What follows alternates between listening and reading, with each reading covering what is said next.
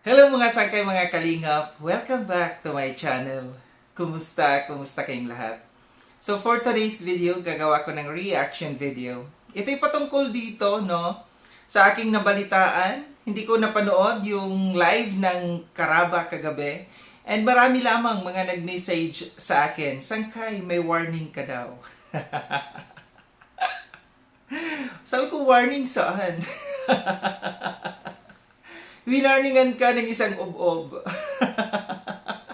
Ay, nadidistract ako sa lips ko. Makapal yata ang lipstick ko ngayon.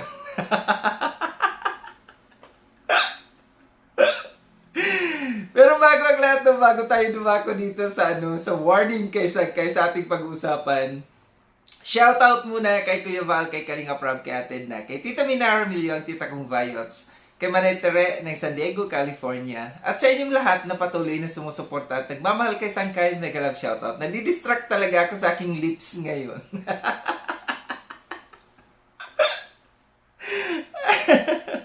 So dako tayo dito sa ating pag-usapan.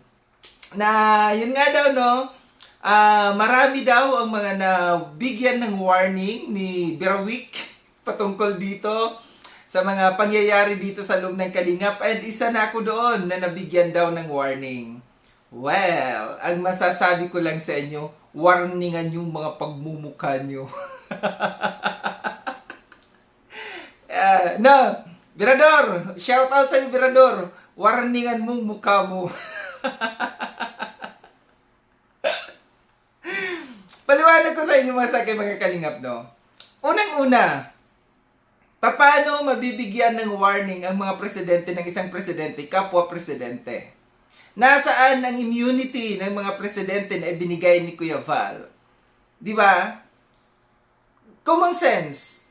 Tayong mga presidente ay binigyan ni Kuya Val ng privilege na magkaroon ng immunity. Kung sino yung taong nagbigay ng immunity sa mga presidente, yun lamang ang dapat magbawi ng immunity. Gets? Hindi yung isang kapwa presidente din lang ang magtatanggal ng immunity na ibinigay ni Kuya Val. Kaya sinasabi ko sa inyo no? Sino kayo na para magtanggal ng immunity at sino kayo na para mag-warning kay Sangkay? Presidente ako. May karapatan ako sa ibinigay na privilege sa akin ni Kuya Val. At kung kayo lang ang magtatanggal niyan, huyo kayo. Kahit 10 warning pang gawin niyo sa akin, wala akong pakialam. Ha? Ito pa, kung yung grounds ko, dahil doon sa pagsagot sa pagsagot ko sa kay Brooks, no? Sa pagtawag niya sa akin na baklang gago. Aba, papayag ba ako?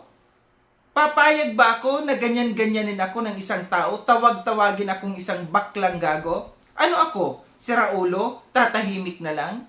Ay, hindi ako sasagot. Kasi baka ma-warningan ako, baka masuspend ako. Mali yun, no? Ipinaglaban ko lang yung karapatan ko. Eto, mag-isip-isip kayo. Lalong-lalo ka na, Birador, no? Gumamit ka ng utak. Kung hindi kaya abutin ng utak mo yung mga pinaggagawa mo dito, manahimik ka.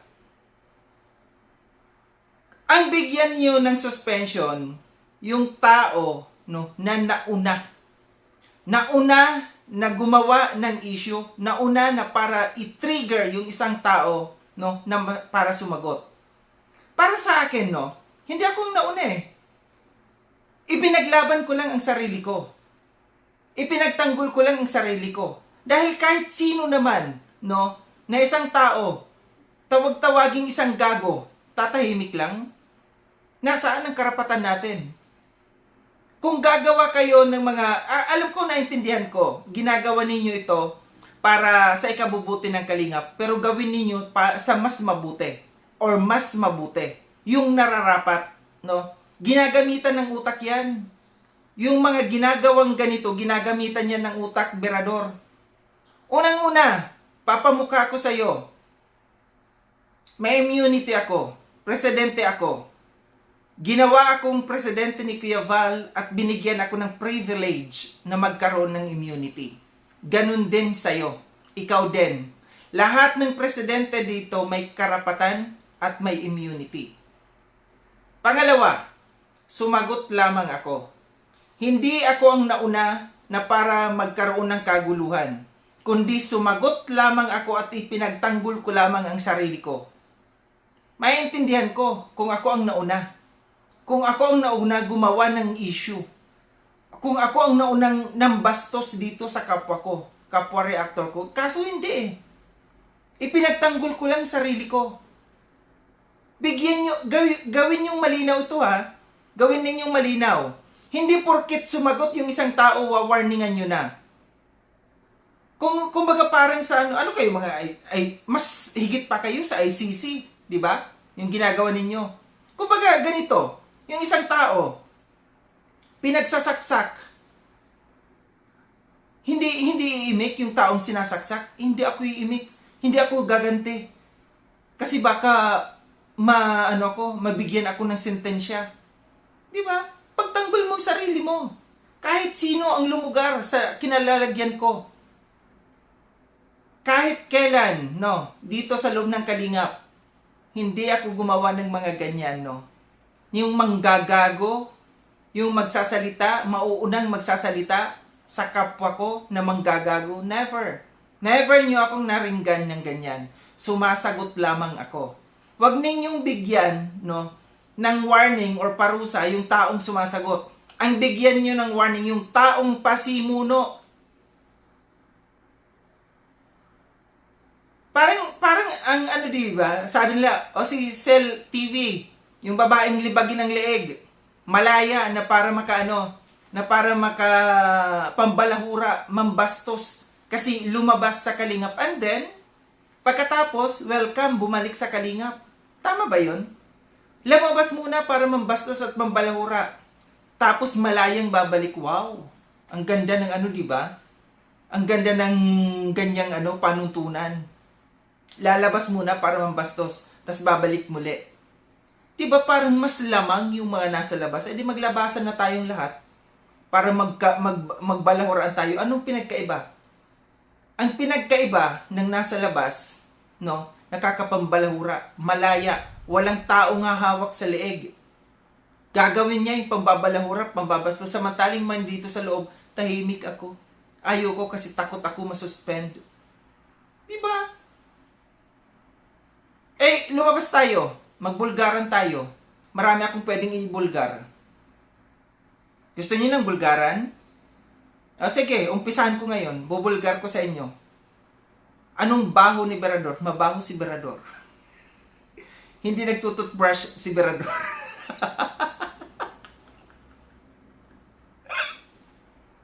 Yan. Yan, di pa ako lumalabas sa Kalingap pa. May pasabog na ako sa inyo. Umpisa pa lang ito na pasabog. Mabaho si Berador at hindi nagtututbrush si Berador.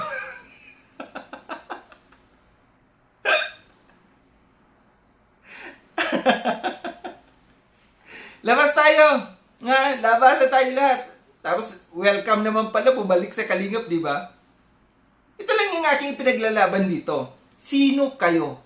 Huyo kayo, na para mag-suspend, para magtanggal ng privilege na binigay ni Kuya Val, sa kapwa, sa presidente.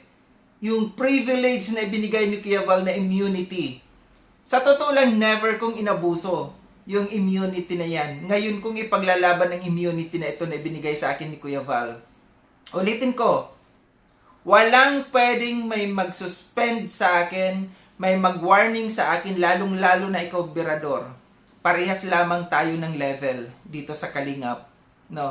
Ang pwede lamang mag-suspend sa akin si Kuya Val. Ang pwede lamang magtanggal sa akin si Kuya Val. Pag narinig ko na si Kuya Val mismo ang nagsabing, Sangkay, tanggal ka na. Sangkay, tanggal ang immunity mo. Wala, susunod ako doon. Pero kung kayo lang na magtatanggal sa akin, huyo kayo. Warningan yung mga pagmumukha ninyo. Hindi ko kayo susundin. At sino kayo na para sundin ko? Wala kayong karapatan. Ipaglalaban ko yung ibinigay sa akin na immunity ni Kuya Val. Kung si Berador din lang naman ang magbibigay ng warning sa akin, huyo ka. Sino ka na para magtanggal ng immunity at mag-warning sa akin? Baka nakakalimutan mo or baka hindi mo alam, no, na nagpakita si Kuya Val ng flowchart dito noon. Kung hindi mo alam ang ibig sabihin ng flowchart, mag-Google ka. Una ang founders, sumunod mga presidents, sa isang guhit na yan magkakasama ang mga presidente. Ibig sabihin, kung sino ang nasa taas ng mga presidente, yun lamang ang susundin. Mga presidente, baba mga members. Yun yung flowchart ng Kalingap na ipinakita sa atin noon ni Kuya Val sa kanyang live. Meaning, sino ang susundin ng mga presidente kundi yung nasa taas nila? Founders. Kung ka-level din lang naman sa line na yan, no, na pare-parehas president, walang karapatan may magtanggal ng immunity at magtanggal dito sa loob ng Kalingap. Kung kapwa presidente din lang naman. Ito lang aking reaction mga sangkay no, mga Kalingap. Hindi ko kayo susundin. Wala kayong karapatan na mag-warning sa isang presidente. Wala kayong karapatan magtanggal ng immunity ng isang presidente. Ang may karapatan lamang kung sino ang nagtalaga sa akin, kung sino ang nagbigay sa akin ng immunity, yun ay si Kuya Val lamang. Muli maraming salamat mga sangkay no sa panonood.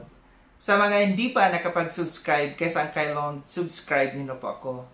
Click yung notification bell para updated kayo sa lahat ng mga videos na aking gagawin. Like and share itong video na itong mga sangkay. Kita-kits tayo ulit sa susunod na video na aking gagawin. Ingat kayo sa ang dako ng mundo mang kinaroroon. Paalam ng mga sakay mga Kalingap, paalam.